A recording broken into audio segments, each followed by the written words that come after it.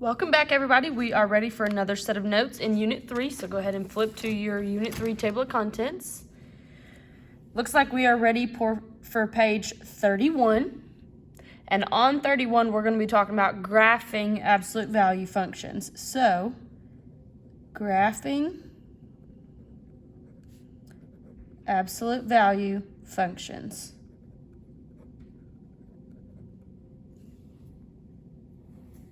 So, graphing absolute value functions.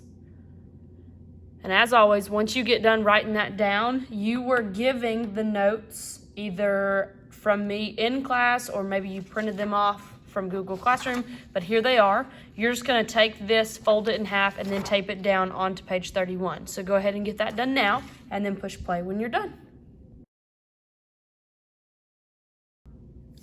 That should be taped in, so we are going to go ahead and start talking about graphing them and the steps on how we would do that. But before we get there, we need to talk about the general form of an absolute value equation. The form of it is called vertex form, and it looks similar to this. Now, we've seen equations that look like this all the time. We've solved stuff that looks like that, and we've talked about the key features of stuff that looks like this. So this is actually in vertex form, and these letters are the spots where you would see numbers. So we need to talk about these letters and the specifics of how they affect the graph. So we're going to start with this A, because we have f of x is equal to A. This A is the steepness of the line. So that's going to tell you how steep the side of the absolute value graph is. We can call this slope. It's basically slope. We have to do the mirror image of it because of the absolute value graph looking like a V, but I'm going to explain that in just a minute. So it's the steepness of our line, and that's called slope. Okay? The next two that I want to talk about, and we're going to do them together, is this H and this K. These two together make your vertex. HK is the vertex. So we can actually get the vertex without even looking at the graph. All we would need is the equation. There is one weird thing that we have to do with the H value right here. So I want you to put a star because it's super important. We need to take the opposite sign of H.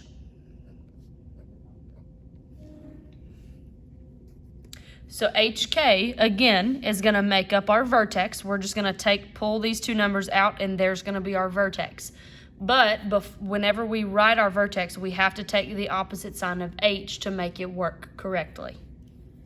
So that's the background knowledge that we need to know about vertex form before we can actually graph them. So now that we have that down, let's look at example number 1. We are only going to focus on graphing it in this middle section.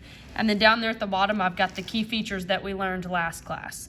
So for example 1 right here, here's our equation. We have f of x is equal to the absolute value of x plus 2 minus 3. So here are the steps. They're in a little bit smaller writing, but we're going to go through these steps and graph this at the same time. The process that we're going to take to actually graph this is the same every single time. So, step 1, we need to identify and plot your vertex. So, the two numbers that make up the vertex, I talked about it up there, is this number and this one. That's what makes up my vertex. So, my vertex, this is HK. I need to take the opposite sign of H. So I'm going to have -2. K is going to stay the same. So that's going to be a -3. And there's my vertex. So that's how we pick out the vertex without even looking at the graph. Well, now that I know what the vertex is, I need to go plot that point on my graph. So remember, ordered pairs are always X, then Y. So from the origin, I'm going to go to -2 and then down to -3 and plot me a point. So there's the first part of our graph, and this is the vertex. So this is the middle of the V that we're about to graph. Okay, step 2. Starting at the vertex, use the A value. That was the number in front of our absolute value. Use the A value to plot more points on the right side of our vertex. So I want you to underline the right side. Super important that you do the right side first. A acts like our slope, which we've kind of already talked about this. So A functions as our slope. So let's go back to our equation to talk about our slope for this one. A would be right here in front of that absolute value. We don't technically see a number there, but there is an understood 1 right in front of that. So that means we have a slope of 1/1. So from this point that we've already graphed, remember, we're doing the right-hand side. So from the graph, we're going to be going this way. We're going to go up 1, right 1, up 1, right 1. And I normally get 2 or 3 points, and then I'll be done. Okay, so that gives me the right-hand side. Step 3, it says go back to the vertex and draw the lines draw the mirror image. So mirror image of the line on the left side of the vertex. Because here's the thing. If we were to stop right here, this looks like a linear function because it's just a straight line, but we know that we're dealing with an absolute value graph, so it has to look like a V. This is one side of the V. I need to go back and get this side of the V now. So if from my vertex I went up 1, right 1, the mirror image would be up 1, left 1. So I just need to make sure that these dots are exactly across from each other and that my final product looks like a V. So I got enough points. I can draw me a line. So now I didn't put it in for step 4, but you would take your protractor or a straight edge and actually make the lines to create that graph. So you just line it up. I always start at my vertex and I draw a line. Arrows need to be at the end because these do continue on forever. Just like that. And there we go. So graphing these is not difficult. We've been shown new letters and we need to understand how they affect the graph and what they can do for us. Okay? So before we move on and start practicing some more graphing, I want to talk about the key features. This is what we learned last class. So these are our key features down here. So we're going to talk about the vertex. We've actually already graphed the vertex and we've graphed our whole graph. We actually labeled out what our vertex is up here. So we're just going to bring that information down. So -2, -3. Now, direction of opening focuses on these arrows. Since the arrows are pointing up, that means that the graph itself opened up. This vertex is going to be a minimum value because this is at the bottom of the V. So remember, a couple years ago, I had a student that when he saw this, he told me that it reminded him of a bowl, and this was the bottom of the bowl. It doesn't matter how you remember it. You just need to remember that if the graph opens up, this is a minimum value. Axis of symmetry, remember, is our, I'll draw it lightly. Axis of symmetry is the vertical line that would cut that graph directly in half. Symmetry means same on both sides. So that number is -2. So the equation of that line is x equals -2. And remember, the pattern that I tried to show you in class was that these two are the exact same because the vertex is sitting on the axis of symmetry. Zeros are where does the graph cross the x-axis? It does it in 2 different spots. If it asks how many zeros, you would just tell me 2, but it doesn't specify, so we're assuming they want to know what are the zeros. So we have -5 and +1 because it crosses the x-axis at -5 and +1. The only thing left is domain and range. So we have the domain are the x values, so that's left and right. So when we look at this graph, it's going to continue forever left and right. Now granted, it's going to go up, but it's also going left and right on both ends. And that's going to cover every single number that's on the x-axis. So that is the double barred R, the all real numbers, which I'll write that as well.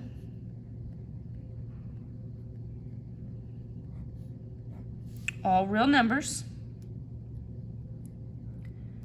Our range values, they're not ever going to be all real numbers for absolute values, so we really got to pay attention to where the graph starts.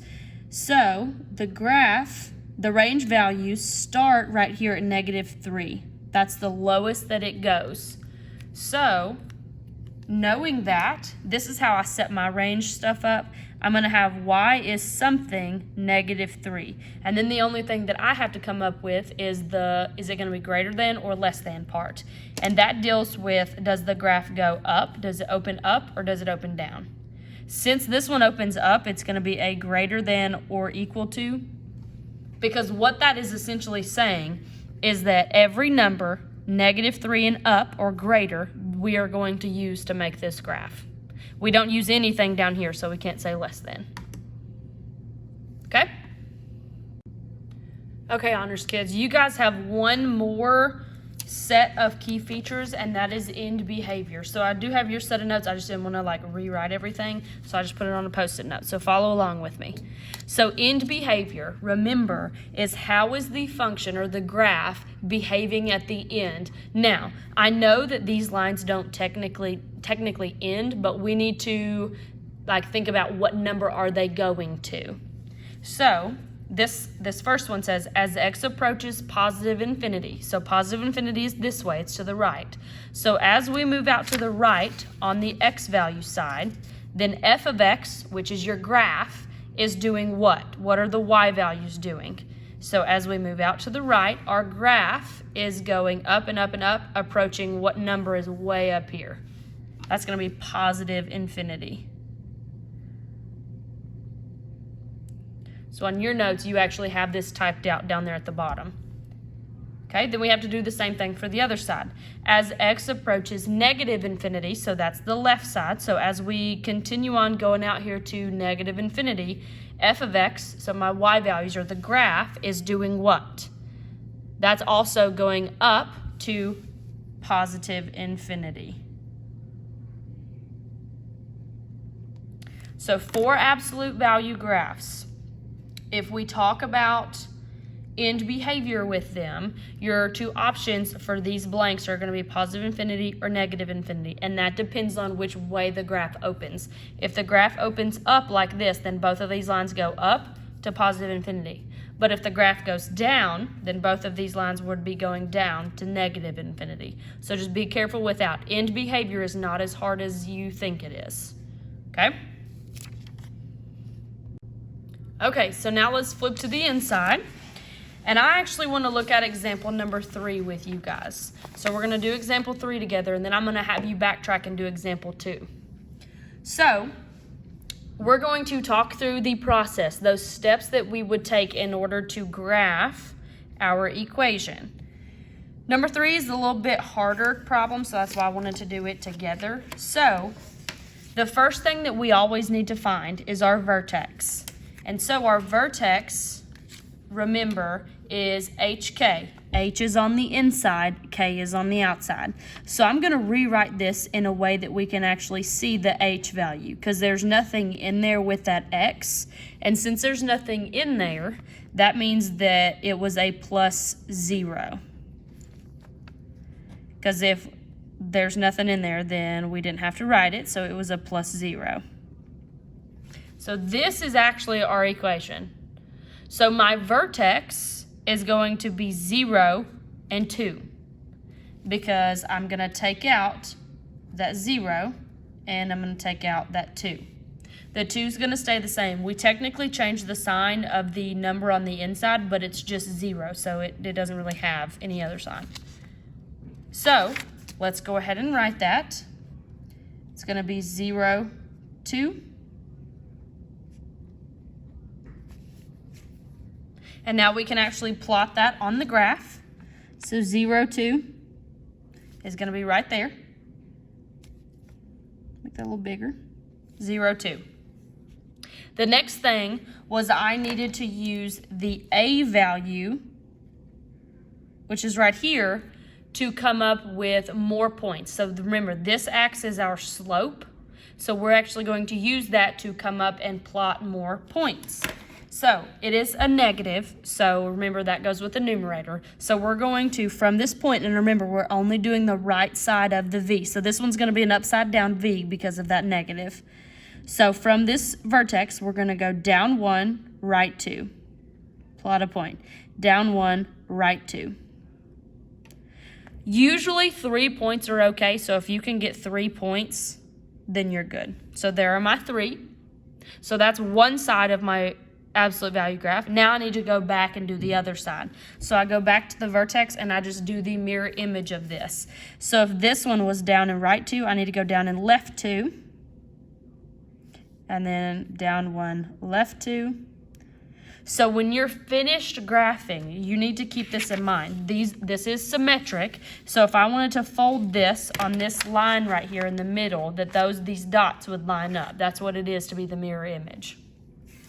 Once you get about 5 points put on your graph, you're just going to take your protractor, your straight edge, whatever you've got, and we're going to actually finish drawing that graph.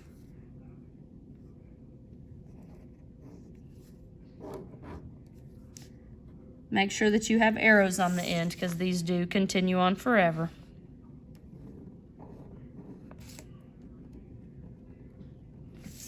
And there we go. So that is graphed completely, and now I can answer the rest of these key features questions.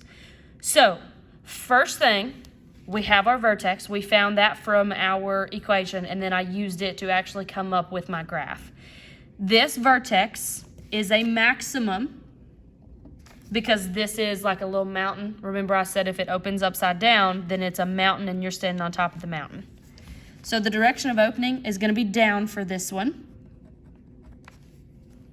because these arrows are facing down. Axis of symmetry, well, sorry, let's go ahead and get those zeros first. So zeros, remember, is where does the graph cross the x-axis? It does it in 2 spots, right here and right here. We just need to list out those numbers. So we have -4 and +4. Easy as that.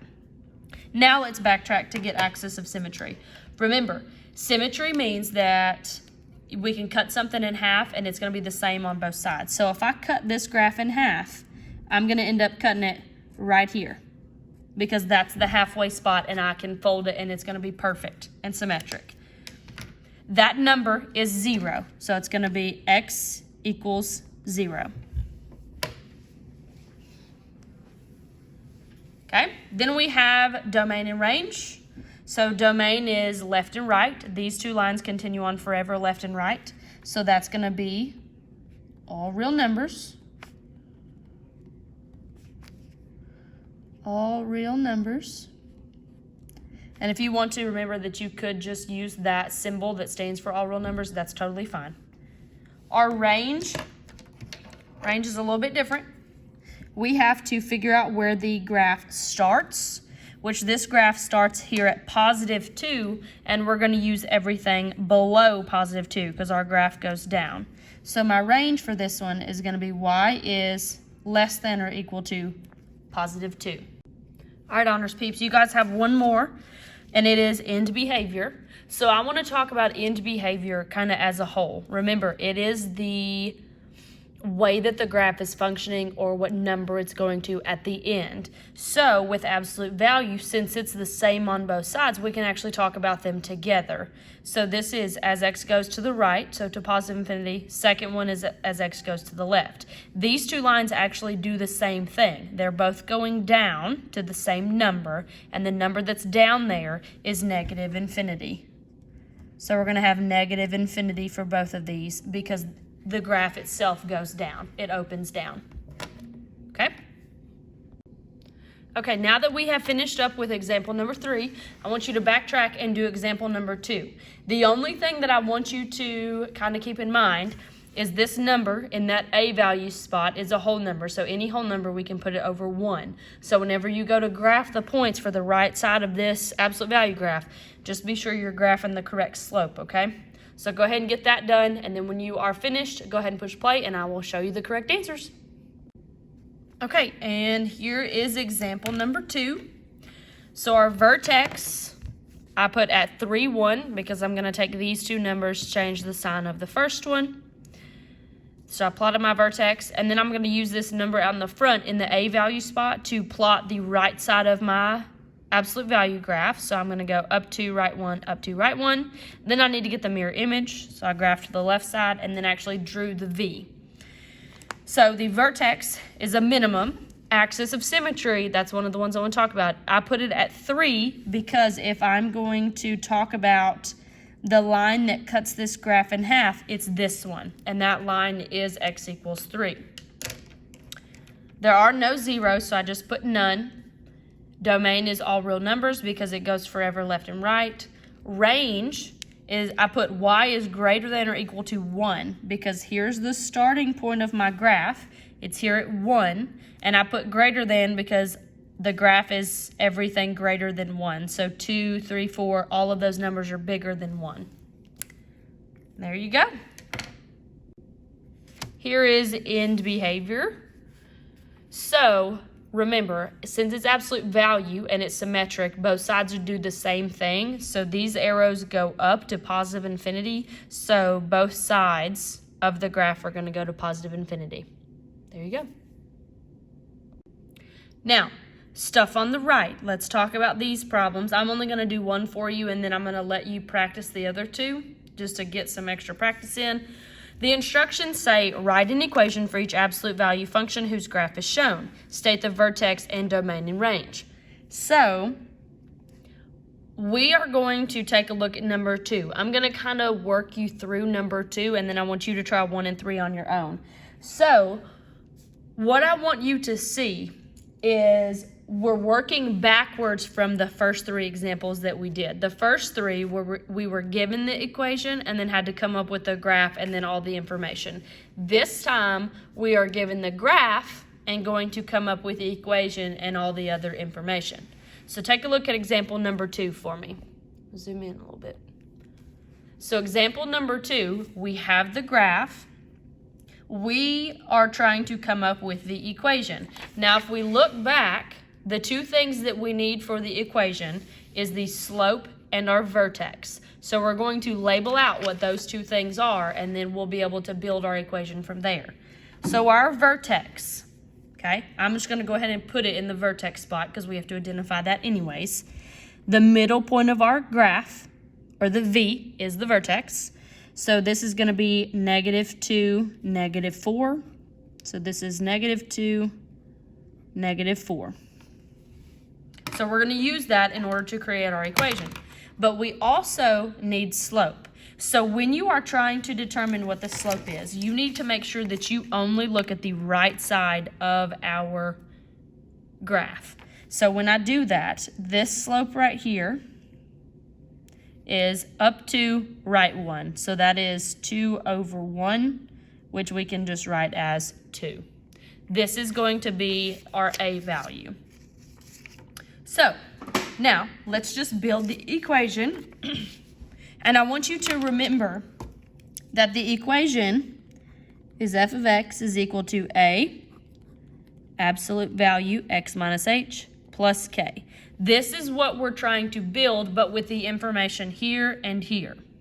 So we're going to start with f of x is equal to, the value of A is the slope value that we found over here, so I'm just going to plug in a 2 for that.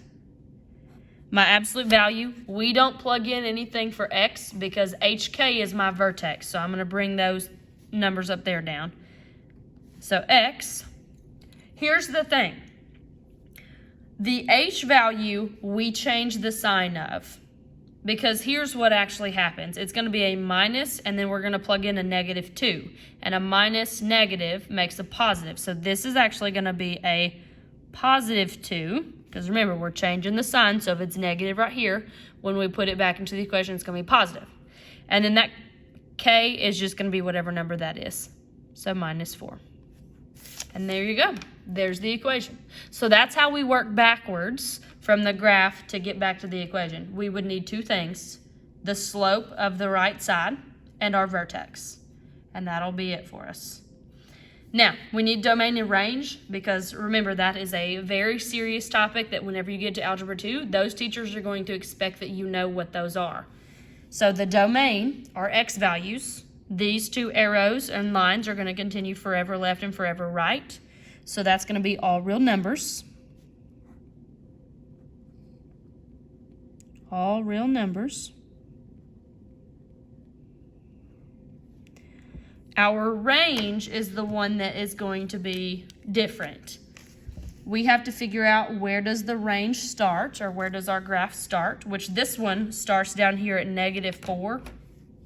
So I have y is something, -4, and I have to decide what inequality goes there. And this time, we're going to use a greater than or equal to, because this graph opens up and it's above that little yellow line that I just drew. And there you go. That easy. So what I want you to do now, I want you to take a little bit of time and try graphs 1 and 3 just to see if you can come up with the equation. Use number 2 as a guide to kind of help you. Main thing though, just remember, we need our vertex, duh, but we also need the slope of the right side of our graph. So go ahead, pause this video, get 1 and 3 done, and then push play when you're done. As promised, I'm going to show you numbers 1 and 3 just to make sure that you have the correct answers in your notes. So, number 1, vertex at 3, -2. The only thing that you needed to be careful with number 1 was the slope part. So, remember, it's only the right-hand side. We're going to go down 1, right 1. So, the fraction is -1/1. But when we look at the equation, and I wrote it the way that you will normally see it. You will normally not see a number 1 in between that negative and that absolute value bar. So you're just going to have to understand that there is an imaginary 1 there. Everybody knows that there is a 1 right there. Domain is all real numbers. Then the range is y is less than or equal to -2, because the graph starts there at -2, and then we use everything below that graph. Okay, and number 3 is right there. 3, 1 was my vertex. And so the slope on this one was a fraction, which is okay. We just went up 1, right 2, so that gives me a 1/2 as a fraction. So I just put the 1/2 out there in the front, and then I did my vertex in my equation. But remember, the h value needs to change. So whatever it is up here, just do the opposite when you build the equation. Domain is all real numbers. Range is y is greater than or equal to 1, because there's the bottom of my graph at 1 and the graph opens up. So I'm going to use everything above there. Okay, you guys did awesome today, and I'll see you next time.